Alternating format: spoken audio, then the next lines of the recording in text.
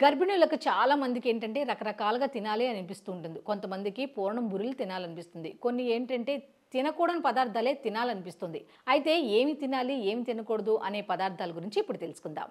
గర్భిణులకు పెసర పూర్ణం బూరెలు ఎంత ఆరోగ్యకరమైనవి, అవి తీపి పదార్థమైన ఎంత ఆరోగ్యం అనేది చూద్దాం.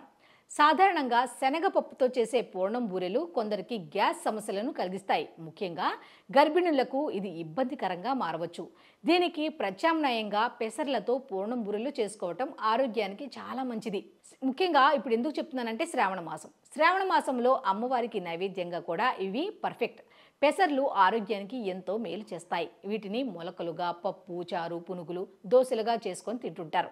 ఇప్పుడు పూర్ణం బూరెలుగా కూడా చేసుకోవచ్చు.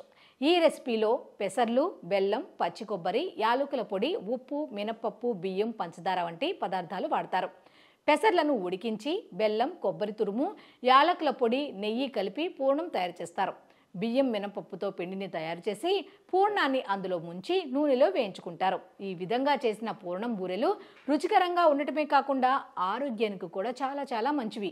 గర్భిణులు మితంగా తీసుకోవడం మంచిది. ఎందుకంటే అరుగుదల తక్కువగా ఉంటుంది కాబట్టి ప్రతిదీ కూడా పరిమితిలో తీసుకోవాలి.